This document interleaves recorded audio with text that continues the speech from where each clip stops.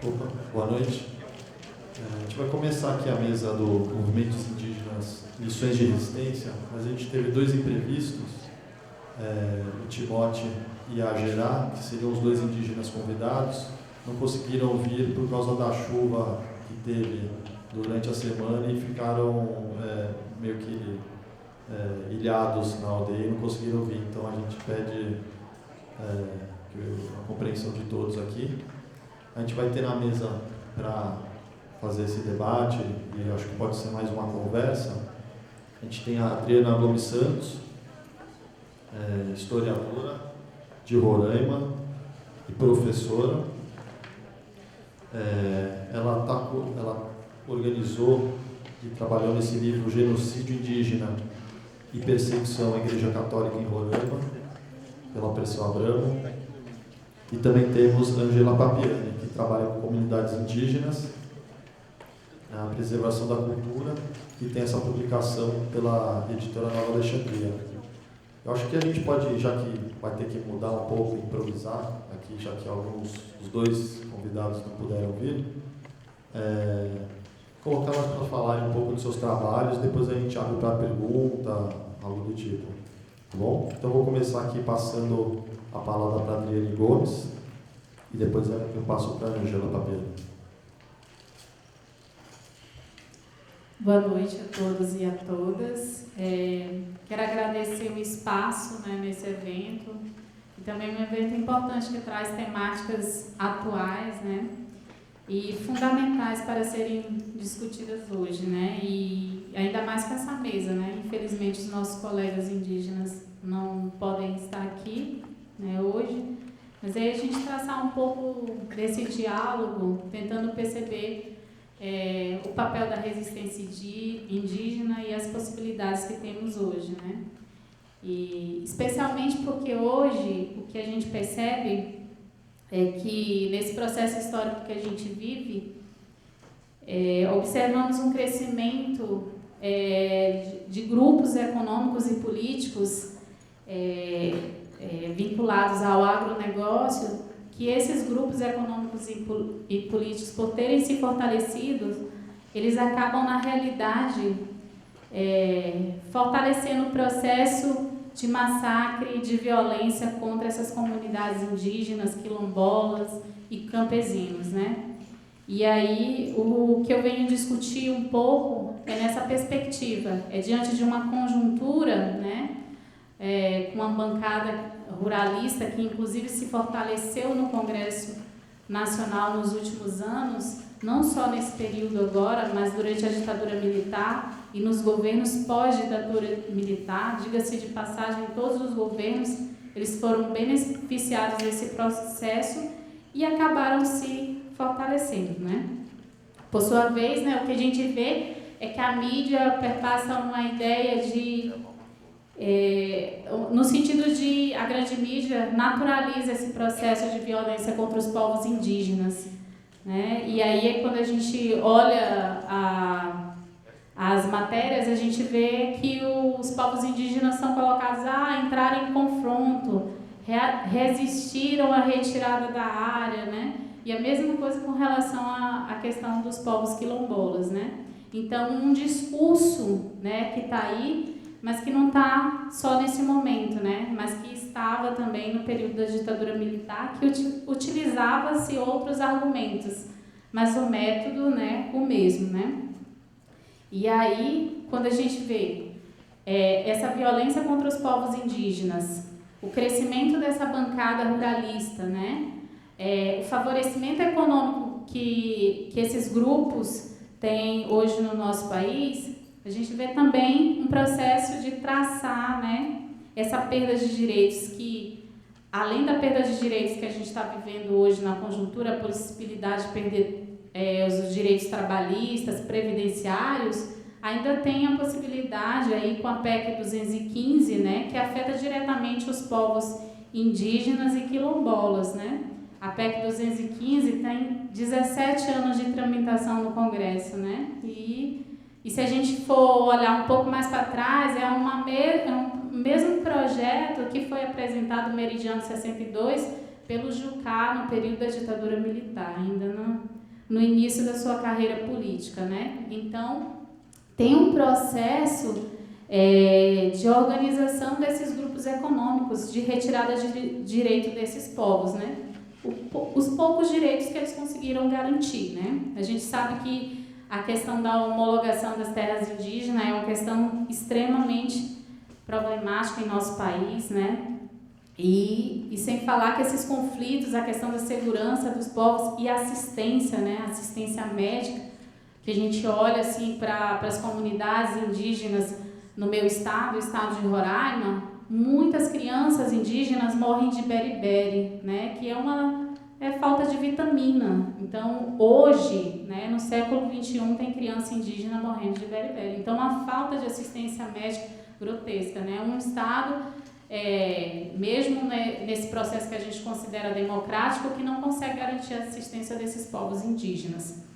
E aí, esse livro nosso, sobre a questão do genocídio indígena e a perseguição à Igreja Católica, que eu escrevi junto com o Antônio Fernandes Neto, ele traz um pouco desse processo do genocídio indígena e com duas etnias principais, os Yanomami, né, e os Waimiri-Atuari. E aí eu estou trabalhando agora, estou fazendo doutorado aqui na PUC e eu estou estudando um pouco mais sobre a questão das relações das empresas, as empresas que vão para a Amazônia no período da ditadura militar e que são beneficiadas, né, pelo Estado brasileiro, né, pelo governo ditatorial, né. E aí, para conseguir traçar um pouco dessa discussão, a gente analisou os documentos, né, o relatório da Comissão da Verdade, os arquivos do SNI e também a imprensa nacional. Acompanhamos a conjuntura política, né, no momento em que a Amazônia sofre um processo de inserção no sistema de reprodução capitalista, né, a partir do segundo Plano Nacional de Desenvolvimento, né, que aí é garantido aos grupos econômicos, né, concessões imensas, subsídios para ir para a Amazônia realizar essas atividades econômicas. E aí, para justificar esses processos, aí é colocado como a Amazônia é um grande vazio demográfico, né? Precisamos ocupar a Amazônia, e aí é desconsiderado essa ocupação anterior, que é a desses povos indígenas, né? Hoje nós temos 11 povos indígenas, e eu acredito que tem até mais na Amazônia, porque a gente não conhece ela. Existem áreas de floresta e que esses povos estão lá, ainda bem, né, sem contato com que é uma das formas que eles conseguiram resistir, né? Infelizmente, a gente tem que falar isso. E aí, dentro desse processo, né, de apropriação dessas empresas e desses grandes latifundiários na Amazônia, das terras indígenas, nós encontramos uma relação assim bastante grotesca de uma empresa específica que se tornou uma grande empresa durante a ditadura militar, que foi a empresa Paranapanema.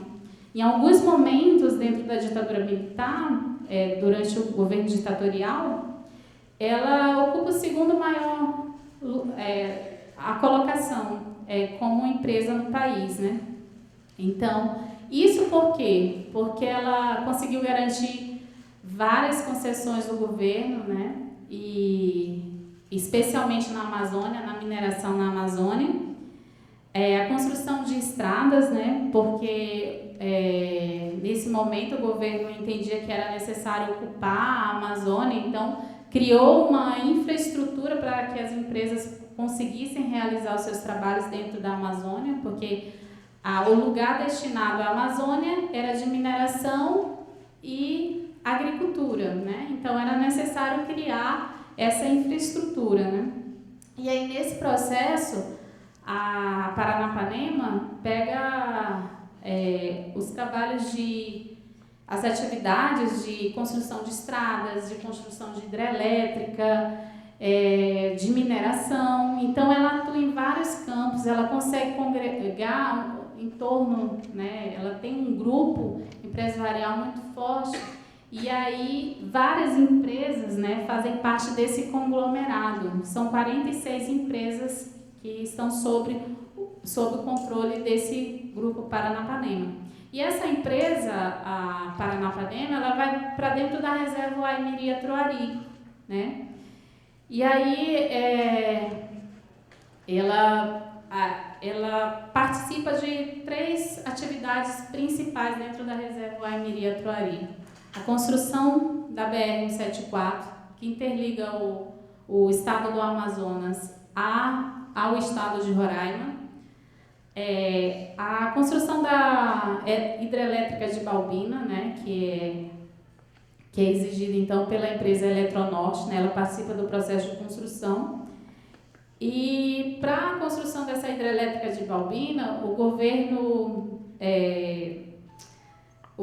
do Figueiredo, ele inclusive revoga um decreto que garante uma parte da reserva dos povos Uaimirí-Atruari, e esse território mais ao leste, ele é completamente desmembrado dessa reserva, em torno de 30 mil hectares, que são retirados da reserva Uaimirí-Atruari para a construção da hidrelétrica de Balbina.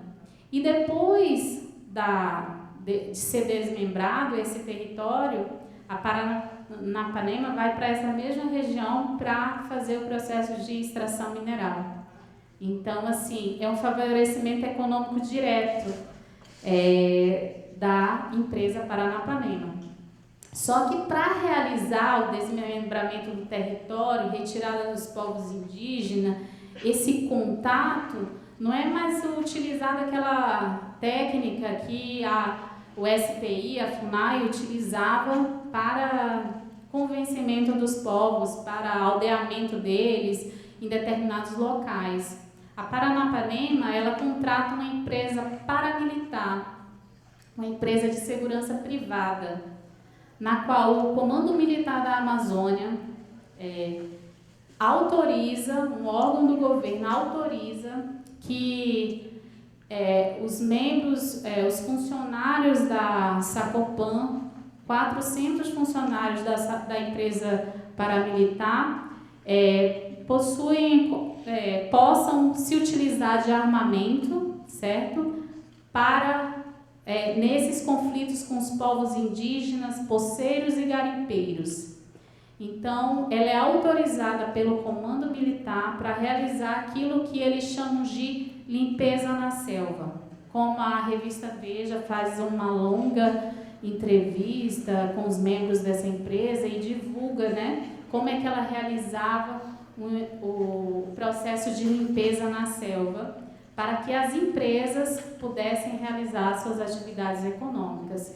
Então, assim, é nesse processo também que a gente vê, e aí tem possibilidades, o relatório da Comissão Nacional da Verdade, ele traz um elemento também muito importante, que é a utilização da Parazá, né, daquela empresa aérea, para jogar um produto químico na palma, em cima da reserva das aldeias Uaimirí-Atruari, na qual simplesmente desapareceram em torno de 9 aldeias e 2.500 indígenas nesse processo utilizado aí pelo governo para retirada e remoção dos povos indígenas dessa área na qual a Paranapanema tinha interesse de realizar suas atividades econômicas. Então, é dentro desse processo que aí eu faço a pesquisa, pensando um pouco dessa relação das empresas com o Estado, se utilizando-se do Estado brasileiro, né, na qual tinha um governo militar, para realizar, ela foi beneficiada economicamente, realizou suas atividades e violou direitos humanos. E não só isso, ela enriqueceu, ela se tornou uma das maiores empresas do país. Então, tem alguma coisa errada, né? Se hoje a gente não consegue, a gente olha para a violência que os povos indígenas sofrem hoje, E aí parece não acontece nada, né? Com relação aos mandantes, né? Pode ser que o pistoleiro seja até preso, fique um tempo preso, mas os mandantes mesmo dos crimes, eles não são responsabilizados. E aí é pensar nesse processo de que essas empresas, essas pessoas, proprietários, grandes latifundiários, grandes empresários desse país, eles têm conta a pagar junto com as comunidades indígenas, porque eles exterminaram. E hoje, assim, o governo militar utilizava o argumento de que, na realidade, estava prendendo comunista, guerrilheiro, que na realidade não é isso, né? Quando a gente vai olhar para a história mesmo, quando a gente olha nos arquivos do SNI, a gente vê que ele monitorava o trabalhador quando ia comprar pão na padaria, e não era comunista. Então, que matou indígena, que não era comunista. Então, o inimigo interno que eles colocam é qualquer um. Então, é um pouco dessa discussão que eu quero trazer aqui, porque a gente não conseguiu realizar esse processo de discussão, e é um pouco por isso que os povos indígenas ainda hoje, né, passam por um processo de desassistência. E aí, eu acredito que esse processo ocorre porque muitos desses mandantes ainda estão aí. E aí eu quero trazer uma questão que eu considero muito importante, que é quando o Romero Jucá foi presidente da FUNAI, que aí nós temos o maior processo de invasão garimpeira deste país. Foram mais de 40 mil garimpeiros dentro da reserva Yanomami. E nós não conseguimos saber a dimensão desse processo, porque não dá para contar os mortos. Quem é que vai contar os mortos, né? Então, e pior, né? Quando ele estava, né, enquanto presidente da FUNAI, nós vemos, então, que diante da pressão que ele tinha de ONGs, de organismos internacionais, com relação à invasão garimpeira, ele manda retirar a assistência de saúde dentro da reserva Yanomami, que estava vacinando contra a gripe. Ele manda retirar, isso está nos documentos. Ele autoriza ele manda retirar, e não só isso, as ONGs que prestavam assistência, todas elas são proibidas de permanecer dentro da reserva indígena. Né? A Cláudia Andujá, que é uma das que vocês veem aí nos livros, que fez esse brilhante trabalho de fotografar os Yanomamis, ela foi proibida de descer no aeroporto de Roraima. Ela foi proibida. E também a Igreja Católica, porque era um pouco de trabalho, de apoio que os povos indígenas tinham naquele período, um pouco de assistência, né? Então, ele manda retirar qualquer tipo de assistência, né? E aí, quando a gente olha, o Romero Jucá é uma figura proeminente ainda em nosso país, né? Foi citado aí na Lava Jato, né? A gente espera aí que tenha algum processo com relação a isso. Mas, assim, ele participou de todos os governos, né? Ele foi líder do governo em todos os governos que passaram depois da ditadura militar. E de um estado, gente, que assim, eu sou de Roraima, mas de um estado ultrasecundário, né? Que ele consegue ser eleito à base de muita compra de voto. Ele é de Pernambuco, né? Nordestino, migrante nordestino como eu, né? E que ele foi para Roraima e fez sua carreira lá, né? No período da ditadura militar e está até hoje, né? Então, o que eu queria trazer um pouco era esse processo, né, que a gente não consegue fechar. E aí eu acho que os argentinos, o estudo que os argentinos fazem, e a gente estava discutindo ainda há pouco numa aula sobre a questão da responsabilidade empresarial, que seria a gente traçar processos para que as empresas sejam responsáveis por esses processos de extermínio das populações indígenas. Os argentinos conseguiram montar processo junto com sindicalistas, juntos com os ativistas e com os intelectuais, junto com a universidade, né? Porque a universidade, eu acredito na função social da universidade.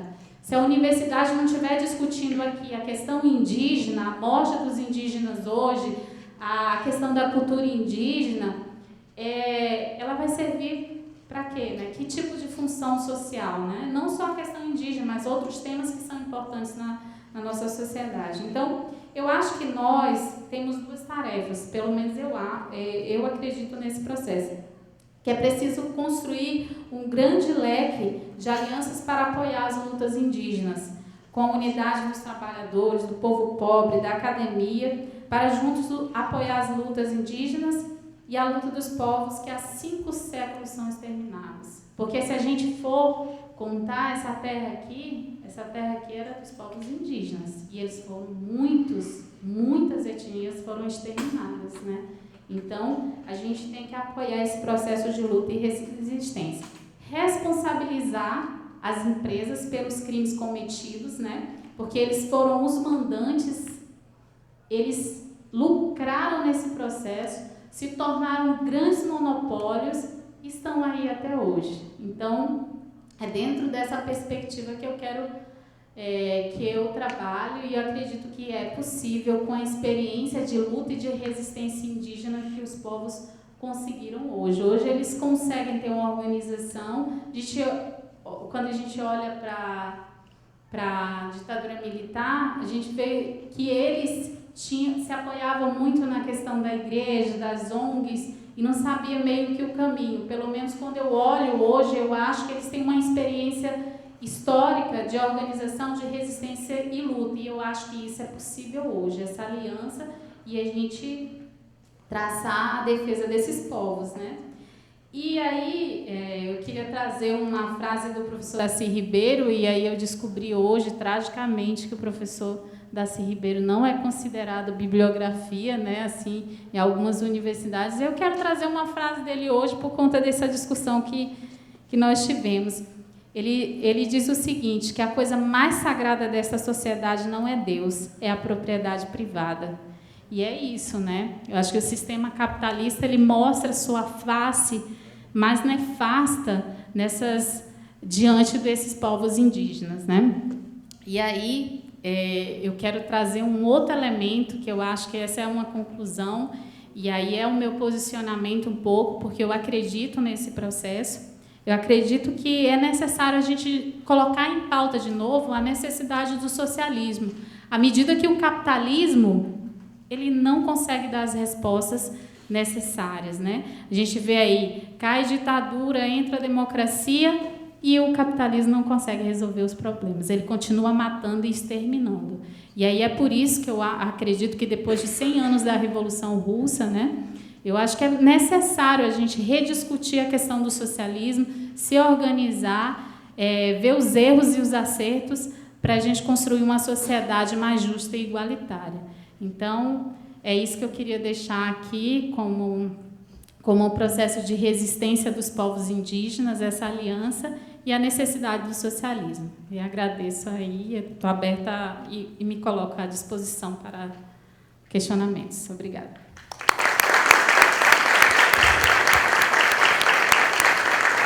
Antes de passar para a Ângela, só fazer uma observação aqui. Eu não sou um super estudioso do tema, mas eu trabalho como jornalista num observatório que chama De Olho nos Ruralistas. Então, a gente, obviamente, cobre muito essa pauta. E aí, alguns dados, por exemplo, no Brasil tinham 10 milhões de indígenas, hoje a gente tem 800 mil, né, 350 etnias.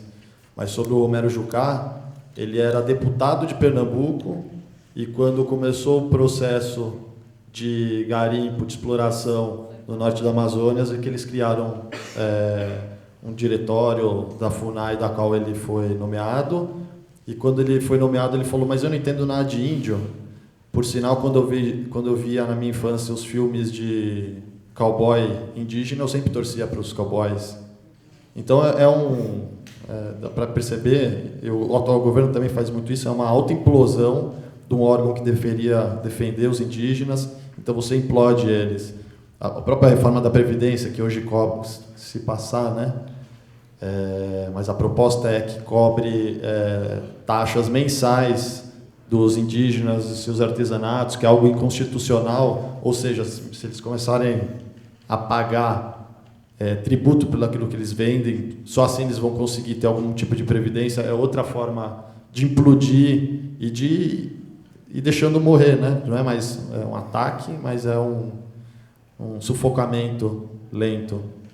Então, vou passar a palavra agora para Ângela Papiani, que trabalha há um tempo com as comunidades e vai poder se apresentar e falar um pouco do seu trabalho. Obrigada. Boa noite já para todo mundo que resistiu e ficou aqui aguardando. E realmente é uma pena enorme a gente não ter o Timóteo e a Gerá aqui, porque quando a gente fala de resistência de povo indígena, para mim os guaranis são o exemplo de resistência, né? 500 anos resistindo, mantendo sua cultura, sua tradição, suas cerimônias, sua língua, e 8 aldeias na cidade de São Paulo. Então, isso é fantástico. Então, acho que a gente tem que olhar para os Guarani com muito carinho, com muita atenção e tentar aprender com eles um pouquinho sobre resistência e os métodos que eles têm usado de camuflagem e de encontrar caminhos, né, para sobreviver nessa loucura que é essa cidade e fora daqui também, né, no Mato Grosso do Sul e em toda a região sul do país. Eu acho que os guaranis são fantásticos. E tem um livro do Timóteo à venda aqui, que é incrível, que acho que, eu não sei o nome, não está aqui comigo, da Edra. Se vocês procurarem, o Timóteo colocou no papel os cantos do povo guarani, a origem do mundo na visão do povo guarani, e é incrível, né? A gente tem que fazer reverência a essa sabedoria do povo guarani. A minha formação é de jornalista, e eu comecei a acompanhar o movimento indígena na década de 70 ainda, como jornalista. Na época que o Juruna apareceu com seu gravadorzinho, desafiando as autoridades e criando, né, novos caminhos de confrontação desse Estado. E aí, nesse período, o movimento indígena começa a se organizar da forma que depois a gente ficou conhecendo, né? A União das Nações Indígenas, a partir de 78, 79, com um apoio muito grande aqui na cidade de São Paulo, da Comissão Pró-Índio de São Paulo, dos dominicanos, que acolheram os primeiros indígenas, jovens indígenas, que estavam fora de suas aldeias, por razões de estudo ou outras razões, mas que começaram a perceber a necessidade de se organizar de uma maneira a enfrentar essa realidade que vinha, né, de um tempo de ditadura, de um tempo difícil, escuro, e que, infelizmente, a gente parece que está voltando, né, para trás, e isso é assustador. A gente viveu isso, né?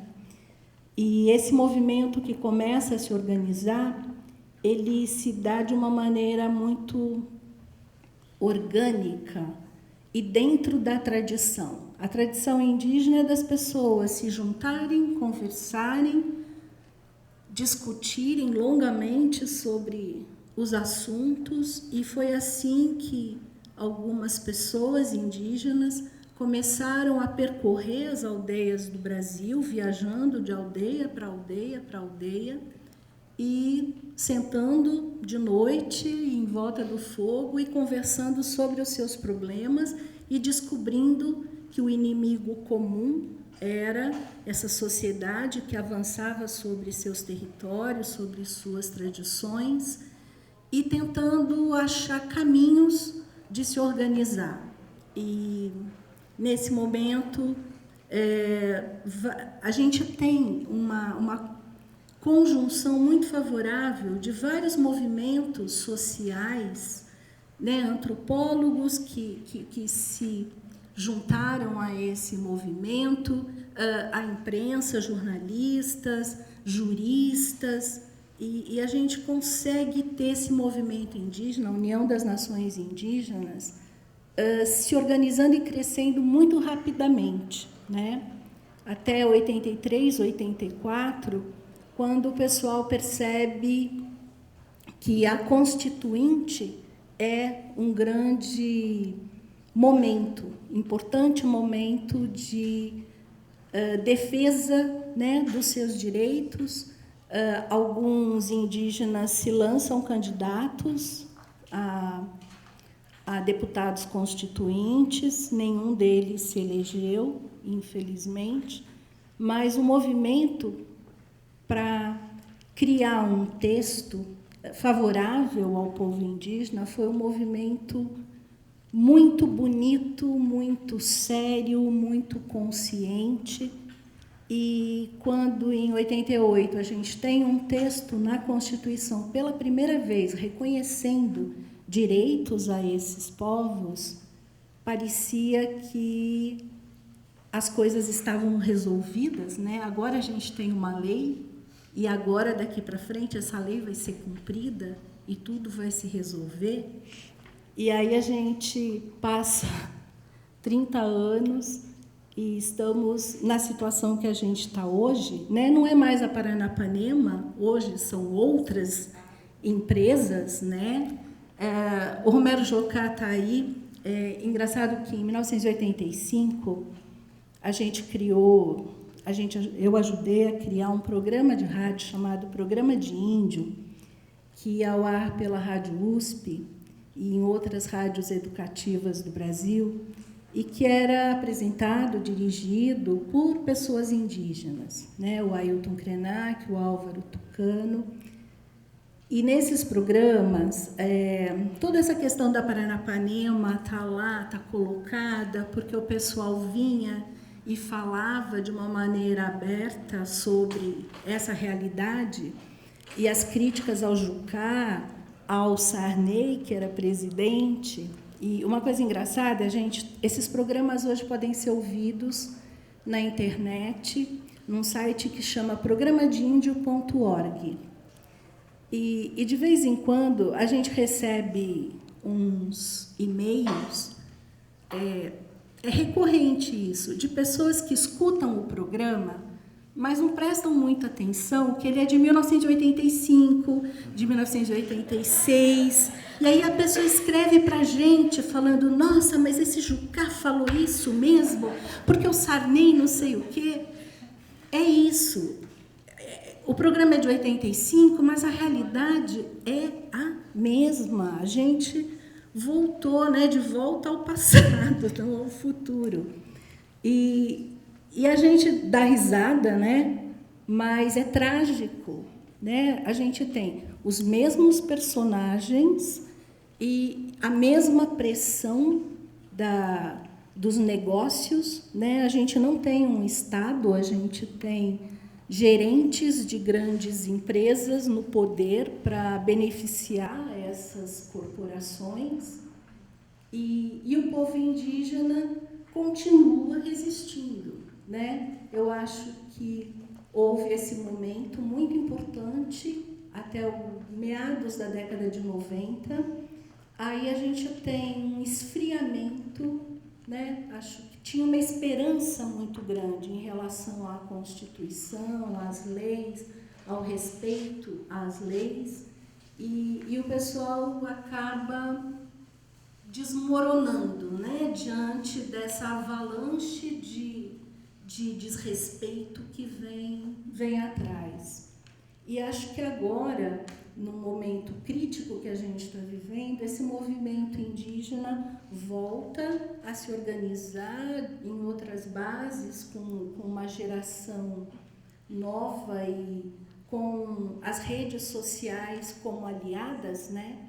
Porque na década de 80, para a gente falar com uma aldeia, era uma dificuldade. Às vezes a gente falava com o posto telefônico que comunicava o rádio, né? Era uma coisa dificílima a gente ter acesso às informações e à realidade. Hoje, o povo da aldeia está com o celular, está com a rede social, e isso ajuda demais nessa comunicação e nas denúncias, né? A gente tem satélite monitorando áreas indígenas, a gente tem um outro momento favorável das novas tecnologias, mas na mesma proporção, né, a violência, a ganância, ela também é, né, na mesma proporção que a gente tem avanços, a gente também tem essa violência toda. E, não sei, eu acho que... Quero só falar um pouquinho sobre o trabalho. Eu tenho 2 livros só onde eu sou autora, que são esses 2, o Entre Dois Mundos e O Povo Verdadeiro. Os outros livros, tem um outro que eu deixei lá, que a gente tem feito, porém, são livros em que a gente, os autores são os povos indígenas, as comunidades indígenas, né? A gente trabalha na articulação, na organização, mas onde eles são os protagonistas. Esses livros estão gentilmente pegando carona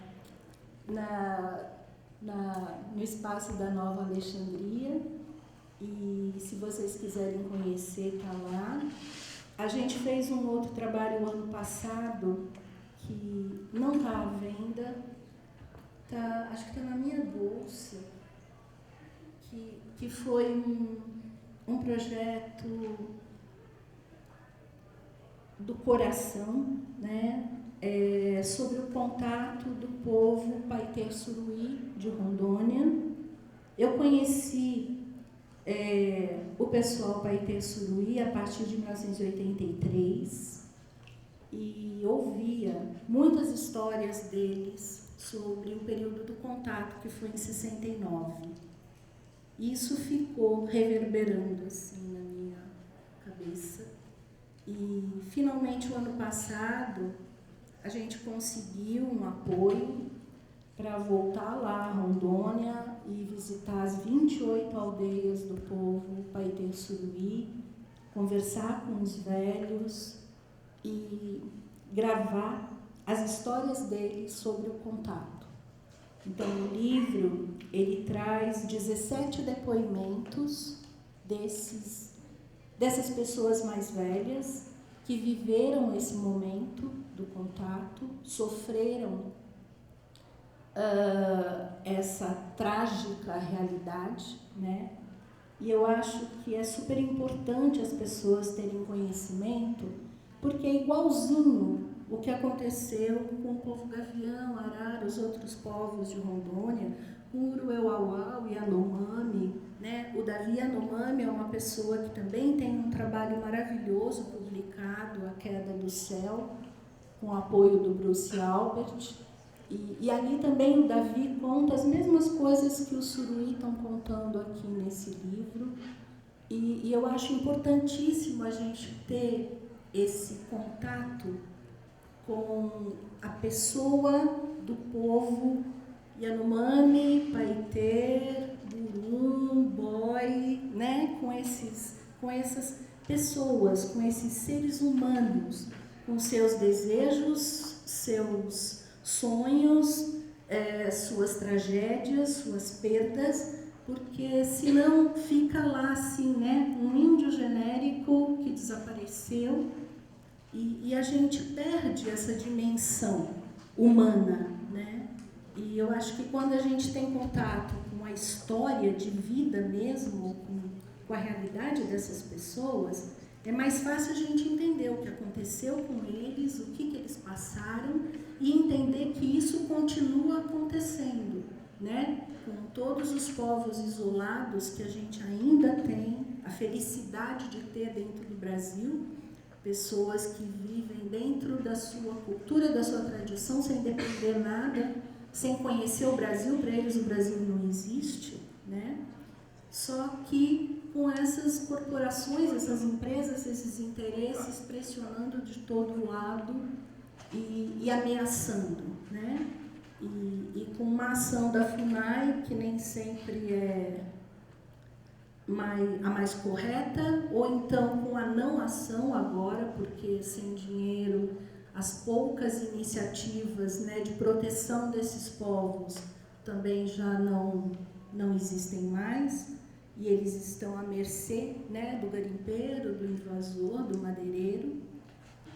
E aí eu acho que a gente tem que prestar atenção nisso, né? O que a gente está fazendo com esses grupos humanos que têm história, tem filosofia, tem poesia, tem arquitetura, tem sabedoria, tem tecnologia, e a gente ignora, né? Acha que é um bando de selvagem que atrapalha o progresso.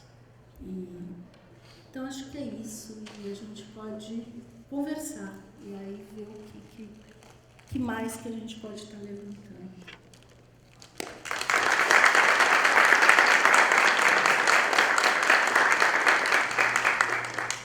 Vou abrir aqui para a fazer alguns comentários, perguntas. Começar fazendo uma observação também que o Juruna, nos anos 80, ele já tinha inventado essa história da delação, do grampo, e revelado que já havia um mensalão rolando, né? Foi um deputado indígena. E outra forma de resistência, se for pensar nesse âmbito, nas eleições de 2016, que foi uma tragédia para a esquerda, se tem alguém que conseguiu se organizar e não ser engolido por essa onda conservadora, foi as comunidades indígenas. Pela primeira vez eles tiveram, maioria não, mas eles tiveram bastante candidatos, foi um que conseguiu aumentar suas bancadas de vereadores em alguns municípios, deputados estaduais, etc. Então isso é interessante pensar também. Acho que eu vou abrir para a pergunta, se alguém tiver alguma observação, provocação, pode pegar o telefone, não, o microfone.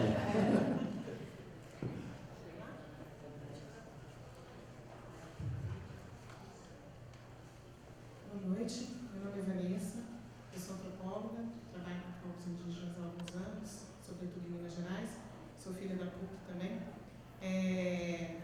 Queria primeiro parabenizar o evento, acho que tem uma mesa que discuta o movimento indígena e as lições que a gente pode aprender com os movimentos indígenas, é um grande avanço, né?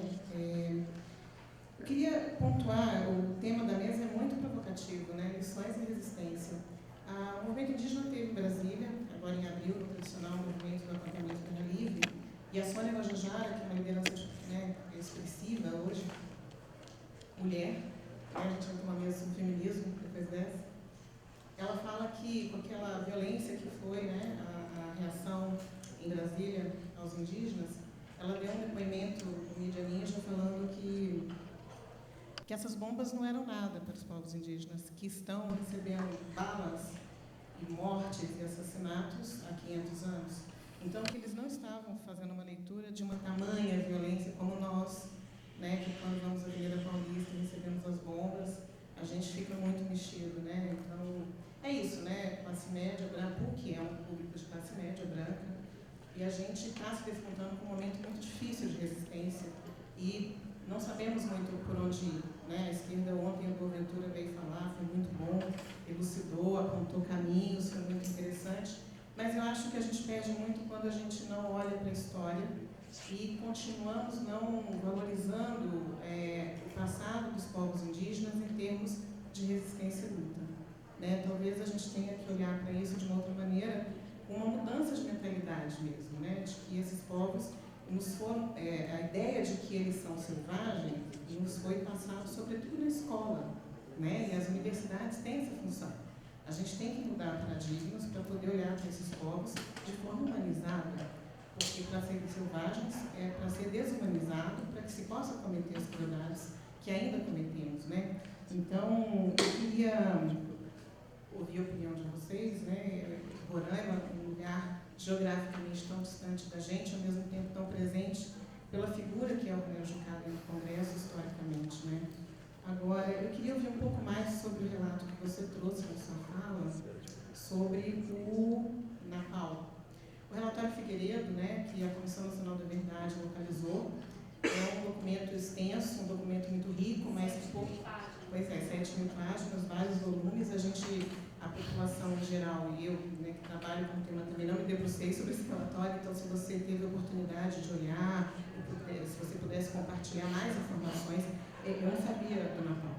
Eu sabia das guerras bacteriológicas trazidas, né, das aldeias dinamitadas, mas isso como leitura geral do relatório, né? Como você está discutindo especificamente Roraima e trouxe esse caso, eu acho importante se você pudesse falar um pouco mais, compartilhar um pouco mais sobre isso com a gente. A gente está com a CPI da FUNAI do INCRA, então a gente tem vários indígenas, né, no relatório indiciados. Vários antropólogos, procuradores, enfim, muitos profissionais, mas sobretudo indígenas. Indígenas estão sendo indiciados pela Comissão Parlamentar de Inquérito da FUNAI do INCRA, né? São mais de 100 indiciamentos. Nós, antropólogos, estamos sendo o pau da vez, né? O antropólogo que faz o processo de demarcação de terra indígena, nos 5 estados que estão dentro do relatório da CPI, que tem 3.360 páginas, nós somos os grandes inimigos da bancada ruralista no atual momento, né?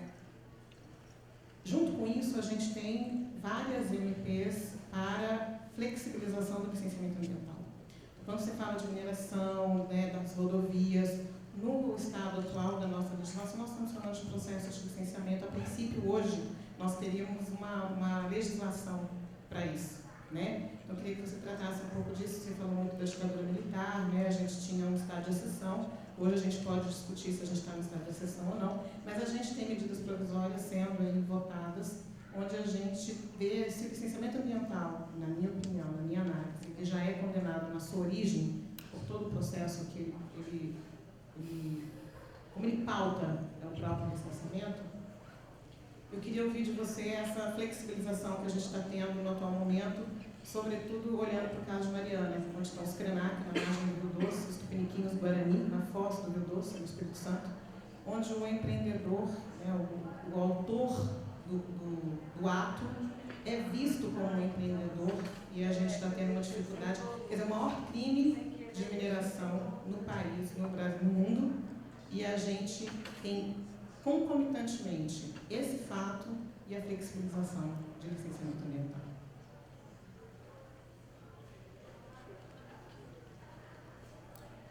Acho que a gente pode fazer uma por uma, de vez uma rodada, né? Só aqui para... Eu não sei se eu vou conseguir pegar aqui, mas depois eu posso te passar. E aí eu começar mais no geral, né? Eu acredito assim que o processo de resistência indígena ele foi muito grande. Eu estou estudando agora um pouco mais a fundo o povo Aimeri-Troari, e aí o processo de resistência deles não se deu somente na ditadura militar, porque eles resistiram mesmo, eles se organizaram, eles atacaram os trabalhadores, os militares que estavam lá construindo a estrada, a BR-174, porque eles não queriam. Então, eles se organizaram, inclusive numa expedição que o padre Caleri organiza, né, com essa concepção de desenvolvimentismo, né, a ideia de que era desenvolvimento mesmo, porque, inclusive, gente, a esquerda, ela engoliu, até a própria esquerda, ela engoliu um discurso de que os povos indígenas, eles eram selvagens e eles precisavam criar esse processo de inserção cultural. Muitos militantes do Partido Comunista, por exemplo, a gente vê no relatório que eles vão participar do processo de indigenismo, né? Desse primeiro contato, só que depois desse primeiro contato com aqueles presentes e tudo, né? Que é onde eles garantiam a submissão desses povos, aí entravam as empresas, né? Para atualizar para realizar essa atividade econômica. Então, essa concepção é que não dá para a gente trabalhar. Eu acho que a gente pode trabalhar com a concepção seguinte: os povos indígenas têm um tipo de organização comunitária e que para nós é muito importante na nossa sociedade altamente individualista, que valoriza a propriedade, né? E aí a gente foi criado nesse sistema capitalista assim, ferrenho, e que na realidade a gente é que está destruindo, né? A gente não, né? Os grandes capitalistas é que estão adentrando e destruindo tudo. Então, as formas comunitárias como os povos se organizam, eles são muito importantes para nos mostrar que esse caminho que o sistema capitalista traça não é exemplo nosso. Eu acho que se a gente quer mudar alguma coisa na nossa sociedade, eu acho que a gente tem que olhar para os povos indígenas e dizer que a organização dos povos indígenas manteve o meio ambiente e tudo. E eu acho que é isso, olhar para os povos indígenas e ver como um processo de referência. Com relação ao relatório Figueiredo, eles são 7.000 páginas, né? Então, assim, é muito extenso. O que eu li do relatório Figueiredo foram as partes que se referiam aos Waimiri-Atuari, aos povos Yanomami e um pouco dos Guarani-Kaiowá. Foi o que eu consegui ver, né? Porque ele vai indicando no relatório final, né? Ele tem uma síntese de um pouco mais de 60 páginas, e nessa síntese ele consegue apresentar as páginas em que estão as violações de direitos dentro das comunidades indígenas, né? Os crimes cometidos pelos funcionários do SPI na época. Então, e aí, não é no relatório Figueiredo que está esse processo do Napalm, é na Comissão do Amazonas. Na Comissão da Verdade do Amazonas, a gente tem um livro aí, né, Jorge? Da comissão. Eu acho que vai ter na banca da Sanderman um livro sobre a Comissão da Verdade do Amazonas, em que eles conseguem recuperar através do Egídio Schwartz, né, né, e que aí ele consegue recuperar, a partir do trabalho que ele faz dentro das comunidades indígenas, o relato, né, dos Waimiri-Atuari sobre esse processo de contato. Então ele traz essa informação, porque os povos indígenas, nesse período da ditadura militar, eles ainda estavam estabelecendo a questão da língua, né, de perceber o processo de comunicação. Nesse processo do trabalho, muito importante do Egídio, é que ele traz os relatos dos povos indígenas, né, e aí os próprios indígenas é que mapeiam isso. Eles passaram de avião, o avião era de tal forma, eles fazem todo o relato, inclusive fazem os desenhos.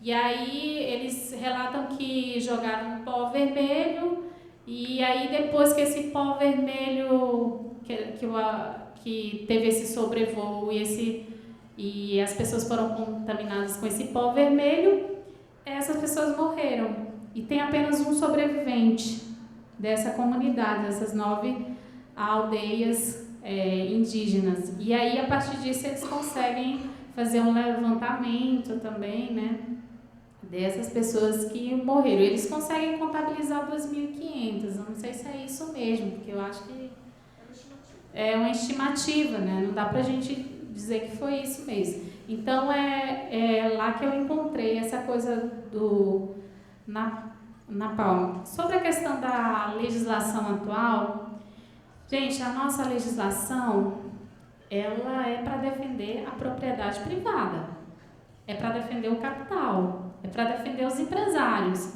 Isso não mudou. Não mudou.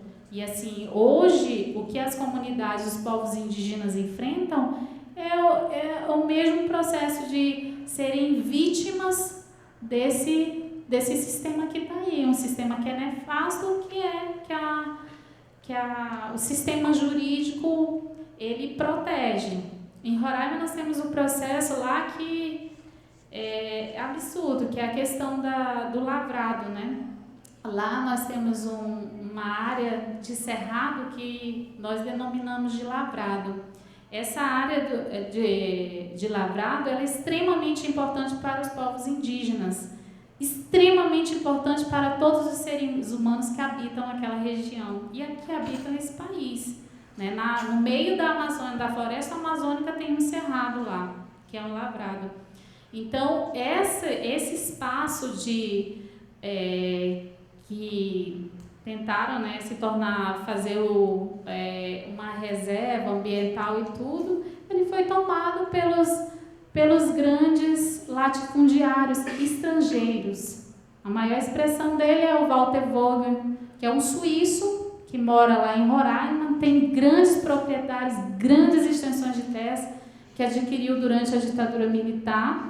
E assim ele planta alcácia no meio do lavrado, destruindo toda essa área ambiental que é necessária e fundamental nessa região amazônica. Então, assim, o que a gente vê, e aí tem processos, tem laudos de antropólogos, tem tudo, mas assim, é o sistema, né? O sistema capitalista está aí, o sistema jurídico está aí para proteger essas grandes empresas. E aí a gente tem que traçar um processo de luta mesmo, junto a esses povos, porque inclusive são esses povos indígenas que mantêm minimamente a preservação ambiental, né? Quando a gente olha para as áreas de cidade, e aí eu fico triste quando eu sei, assim, por saber, né, que os povos guaranis, né, eles tomavam, né, eles eram povos que estavam em toda essa região sul e sudeste, né, pegando boa parte do sul da América Latina, e hoje esses povos são reduzidos em poucas aldeias. Lá em Roraima nós ainda temos 11 povos indígenas, 11 etnias diferentes, né, que tentam manter a sua resistência estudando no instituto dentro da Universidade Federal, que aí a gente tenta também traçar um trabalho sistemático, né, porque existe muito preconceito. Roraima foi construído no período da ditadura militar. Então, imaginem isso, né, assim, que a Universidade Federal, inclusive, não tem nenhum curso de filosofia, né? Então, para que pensar, né? Então, assim, dentro da universidade tem um instituto que atende 11 povos indígenas, que eles fazem cursos, voltam para as suas comunidades. Dentro da Universidade Federal, quando os indígenas sentam numa mesa para comer, os brancos, né, de outros cursos como medicina e vários cursos se levantam porque não querem sentar perto de indígenas.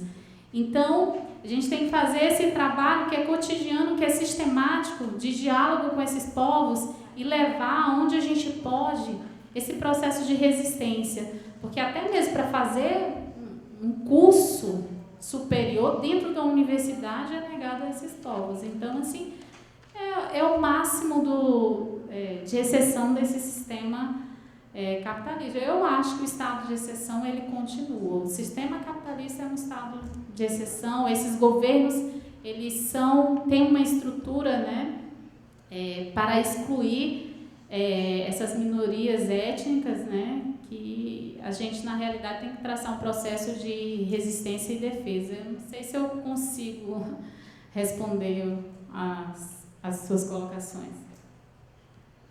Numa matéria que eu escrevi no passado no Observatório sobre as 61 mortes que tiveram no campo, das quais 1/3 é quase de indígena, tinha um caso no Mato Grosso do Sul de pulverização de agrotóxico em cima de reserva. O Ministério Público entrou com a ação, foi condenado e o cara não pode mais, a fazenda vizinha da reserva do Mato Grosso do Sul, fazer pulverização. E lembrando que esse ano, né, pós-golpe, você tem...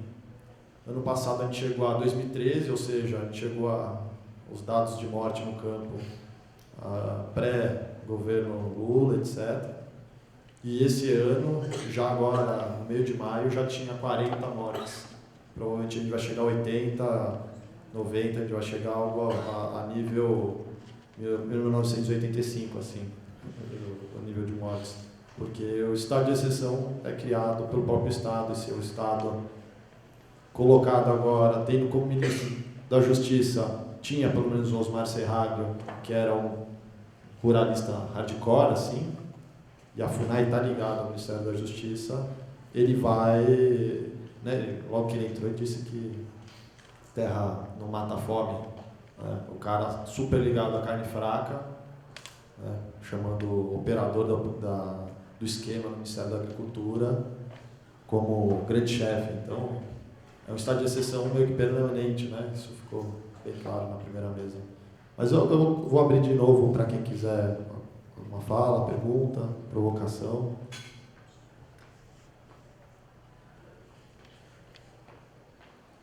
Acho que como está no mesmo, pode ser os dois juntos, e a gente... Assim.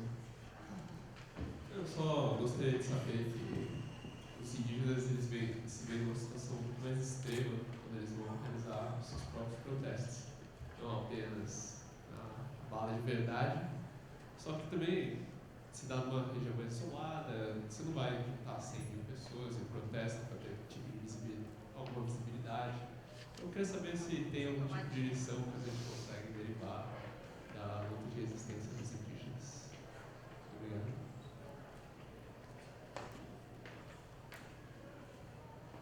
Bom, Adriana, bom, primeiro parabenizar o salão, né? Essa mesa, de fato, para mim representa, eu sou da Amazônia também, e representa tudo aquilo que o povo brasileiro deveria fazer, sair em defesa permanente dos povos indígenas, dos povos originários que são donos desse país.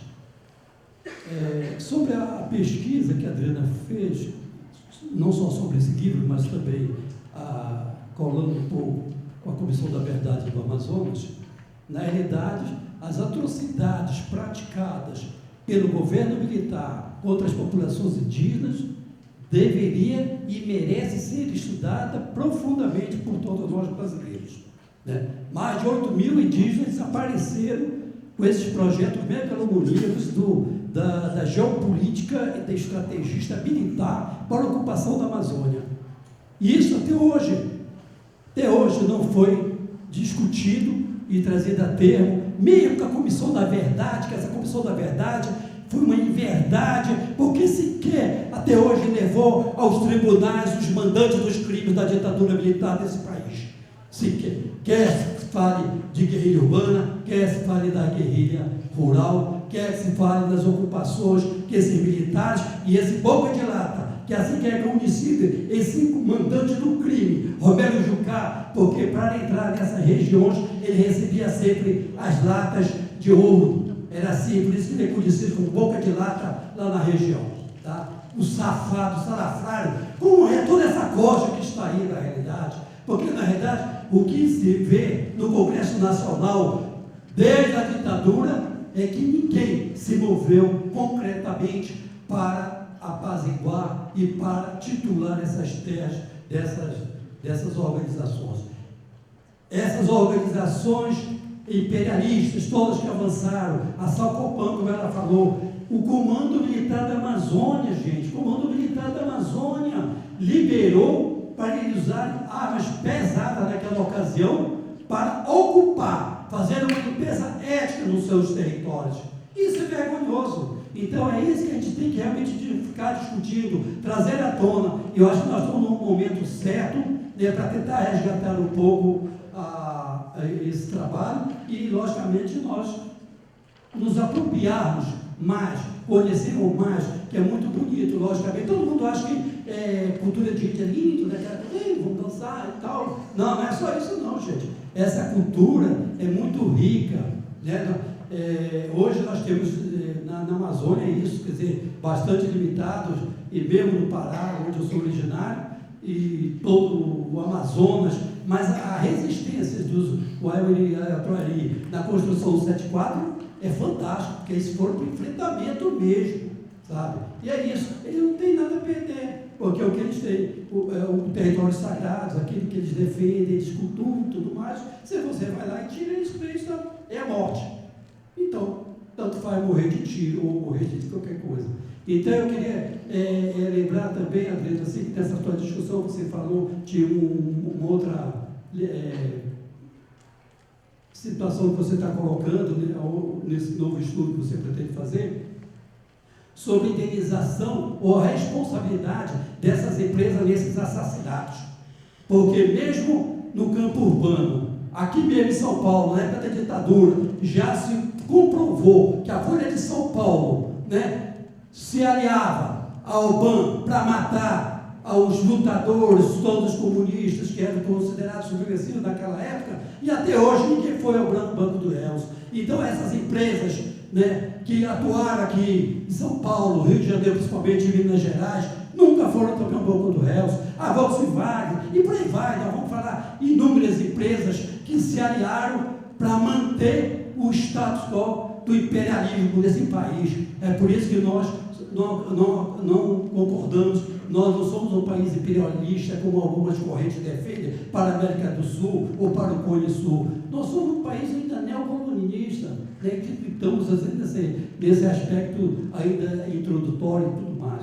Então, eu fico assim, satisfeito de estar trazendo, lamento, claro, a ausência dos nossos camaradas aí, guaranis, porque se tem um povo realmente mais resistente, são eles que estão há 500 anos tentando defender a sua cultura e a sua história e a memória para que possamos traçar um futuro melhor para esse país. E eu quero dizer também que eu só acredito numa outra sociedade, que nesse sistema perverso, nefasto, jamais construiremos uma sociedade justa e igualitária para todos. Eu vou passar para a Angela e a Adriana responder, e acho que pode já, como está já para acabar o tempo para a próxima mesa, pode já fazer as declarações finais. Minha pergunta vai para a Adriana.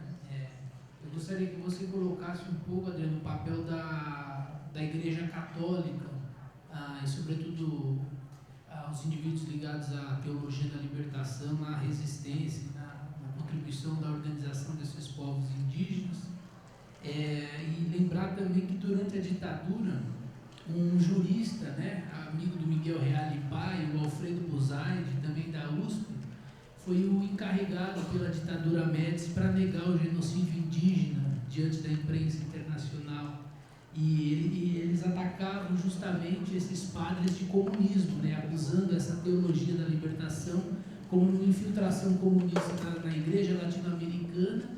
E aí, nesse contexto, se você pudesse resgatar um caso que vocês trazem, você neto no livro, de um agente da ditadura do Salazar, né, da tenebrosa PIDE, que atuava na África, criminalizando os padres, que também ajudavam os povos africanos a se organizarem, e matando esses padres, acusando-os de comunismo, né, no quadro desse anticomunismo da Guerra Fria, articulado também com esse projeto do capital de desenvolvimentismo da época. Muito obrigado.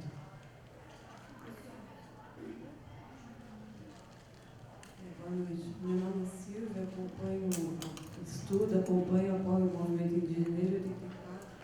Eu quero parabenizar vocês por estar trazendo esse assunto aqui na PUC, porque a maioria das pessoas não sabe que os povos indígenas existem e resistem há 500 anos.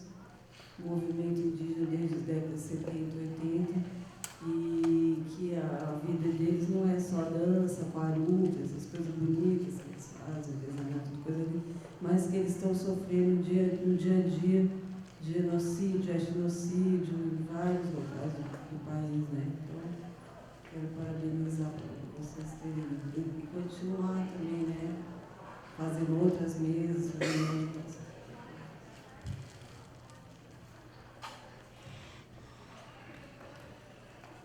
Então, começar com o rapaz ali que falou da questão da resistência. Realmente, eu acredito, né, que nós, do movimento, nós que temos uma crítica né? E aí queremos um país diferente. Eu acho que é necessário olhar um pouco mais sobre sobre essa experiência da resistência indígena, né? O indígena, quando ele vai resistir ao processo, ele não vai fazer greve, ele vai para a guerra. E esse é o grito de guerra, vai ter guerra. Então, assim, esse processo de resistência, que aí o Jorge colocou, questão da BR-174, a questão dos castanheiros que estavam invadindo as terras indígenas, até o pessoal da Paranapanema, eles foram para a guerra. Eles se armaram com o que eles tinham, os arcos e as flechas, e foram para a guerra, porque eles sabiam que era a única forma de resistir. Muitas vezes a gente tem medo de enfrentar as coisas, e eu acho que é isso que o movimento indígena ensina para a gente, é pegar as nossas armas e lutar, resistir pelos nossos direitos. Nossos direitos estão sendo retirados agora e a gente não está indo para a guerra, né? E a gente precisa ir para a guerra. Nós fizemos uma mobilização em Brasília, mas é muito pouco diante do processo que a gente está enfrentando. E aí é necessário aprender com os povos indígenas esse processo mesmo de ir para a guerra, de traçar a luta e a resistência. Agora, sim, essa junção do movimento com as comunidades indígenas, ela só é possível se a gente se aproximar mais. Porque foi tanta matança, tanto extermínio, que eles têm todo o direito do mundo de desconfiar das pessoas que chegam nesses locais. Eles têm todo o direito de não permitir que qualquer um entre nas suas aldeias. Não é que nem o Zuaimiri-Atuari, por exemplo, que a gente não consegue entrar porque a Eletrobras hoje ainda controla a entrada e saída, e inclusive expulsa antropólogo de dentro da reserva Zuaimiri-Atuari. O professor da UNB, Stephen Barnes, foi um dos expulsos, né, da reserva Zuaimiri-Atuari, e aí a mando da Eletrobras, porque estava traçando uma série de críticas ao processo que ele chama, ele diz que no processo de aldeamento do Zuaimiri-Atuari há um processo parecido com os campos de concentração na Alemanha. Então, assim, a gente tem que entender que os povos indígenas sofreram tanto nesse processo, desde o período colonial até os dias atuais. A gente precisa ter essa sensibilidade de entender para a gente poder e saber como que a gente se aproxima desses povos. Não dá para, eu vou entrar numa aldeia indígena e vou ajudar agora no processo. Não é assim, né? A gente sabe, né? Ela que tem um pouco mais de experiência com esse processo, é necessário garantir essa relação solidária, né? E aí, a questão da responsabilidade empresarial é um tema muito atual, né? É muito atual. Eu acho assim que quando eu vi as discussões que os argentinos fizeram com relação a esse processo da responsabilidade empresarial, eu disse, olha, é por aí a questão indígena, né? É por aí. Porque no meu mestrado eu tinha estudado a questão dos garimpos em Roraima, porque não acabou não, gente. Lá dentro da área Yanomami está cheio de garimpo ilegal. E quem é que compra essas máquinas? Quem é que coloca lá essas máquinas? Quem é que ainda recebe a lata de leitinho cheia de ouro para poder minerar ali dentro, né? Porque o denunciado daquele período era o Jucá, né? Todo mundo conhece essa história, né? Todo mundo lá conhece a história. O Jucá permitia a entrada do maquinário. Para isso, ele recebia uma lata de leitinho cheia de ouro para permitir a entrada desses garimpeiros nessas regiões, né? Que inclusive os trabalhadores dos garimpos morriam aos montes por questão da malária. Eram trabalhadores que vinham do Nordeste, vítimas do processo que a família Sarney traça lá, a concentração do latifundiário e tudo mais. Então, assim, é um processo muito maior, né? Que a gente tem que realmente discutir e aprofundar, né? E tirar as lições disso, né? A questão da Igreja Católica que o Rodolfo colocou, e aí o caso de Roraima é bastante emblemático. No livro a gente coloca uma série de pessoas vinculadas à igreja, padres, bispos, que são monitorados, perseguidos, né? E aí em Roraima nós temos uma pessoa emblemática, que é o Dom Aldo Mogiano, né?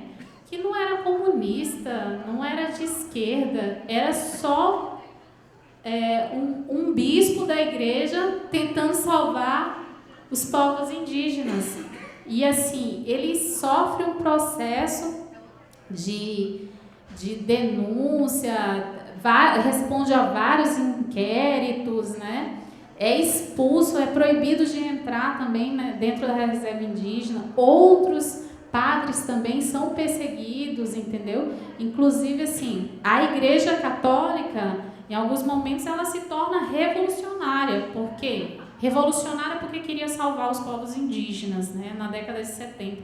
Então, assim, é um pouco do que a gente traz aqui. Essa igreja, né, mais humanitária, né, sensível à questão dos povos indígenas, a gente traz um pouco desse processo que sofreu, né, esses bispos e padres da igreja que tentavam defender esses povos, mas foram vítimas, né, empresários, né, pessoas vinculadas diretamente à ditadura, eram constantemente monitorados, né, eram ameaçados, né, assim como alguns ainda são hoje ainda no estado de Roraima, ou não, né? E aí as próprias comunidades indígenas, né, inclusive o Davi Copenau, um dia não conseguiu ir a uma atividade porque ele tinha sido jurado de morte. Então, assim, continua, né, o processo, né? E alguns párocos da igreja que ainda tentam traçar um processo de discussão com os povos indígenas, muitos são retirados desses lugares, mudados, né? Então, apesar dessa abertura democrática que a gente coloca, a gente ainda tem uma taxação muito grande quando a gente vai para esses locais, né? Por quê? Porque a propriedade privada é um Deus nessa sociedade, como disse o Darcy Ribeiro. Ele colocou muito bem. Então, é necessário acabar com os povos indígenas, porque eles vivem em sociedades comunitárias, né? Eles vivem de outra forma e eles nos mostram que é possível, né, viver de uma forma diferente. Não estou dizendo que todo mundo tem que ir para o meio do mato, se isolar, viver com comunidade, mas esse sistema capitalista em que a gente sofre um processo de apropriação do nosso trabalho, de tudo, ele já não dá mais. Então, é um pouco isso que eu queria responder. Não adentrei nas questões minuciosas, mas é isso. Acho que a gente tem mais 7 minutinhos. Vou passar aqui para a Ângela. Acho que fica muita coisa ainda para a gente falar e discutir. É um assunto bastante complexo e acho que o trabalho que a Adriana fez de mergulhar, de pesquisar essa realidade, ele é muito necessário. Eu acho que a academia, as pessoas em várias áreas do conhecimento deveriam sim se interessar pela questão indígena, né? Pela questão política, pela questão da arte, pela questão da arquitetura, da filosofia, da literatura. Eu acho que tem campos para serem estudados e para a gente ter essa aproximação, porque tem um abismo entre nós e o povo indígena, né? E esse abismo precisa ser superado. E a gente só supera isso com aproximação, com conhecimento, mas num plano de igual para igual, né? A gente não é superior, a gente não tem o conhecimento. Acho que o povo indígena tem tanto quanto nós, em alguns aspectos mais, em outros aspectos a gente desenvolveu outras tecnologias, mas eu acho que a gente tem que enxergar essa diversidade cultural que a gente tem a felicidade de ainda ter no Brasil, com mais respeito, com mais curiosidade e trazer, né, mais informação e abrir mais espaços para essa discussão. Eu acho que é importantíssimo esse momento e que existam outros e que as editoras também, né, consigam trazer mais material e cada vez mais a palavra do povo indígena, né, não só nas histórias, nos mitos, mas nessa realidade que eles vivem, né, a sua perspectiva mesmo diante do mundo. Eu acho que a gente precisa ouvir mais esses povos. Obrigada. A próxima mesa deve começar nos 10 minutos, Mulheres na Revolução, mas com parte da organização a gente se compromete no ano que vem a fazer um esforço maior para trazer o pessoal, ficar essa dívida da gente com a comunidade indígena. E obrigado pela presença de todos, obrigado também pela entender assim, a situação que eles não conseguiram vir por causa da chuva e até mais.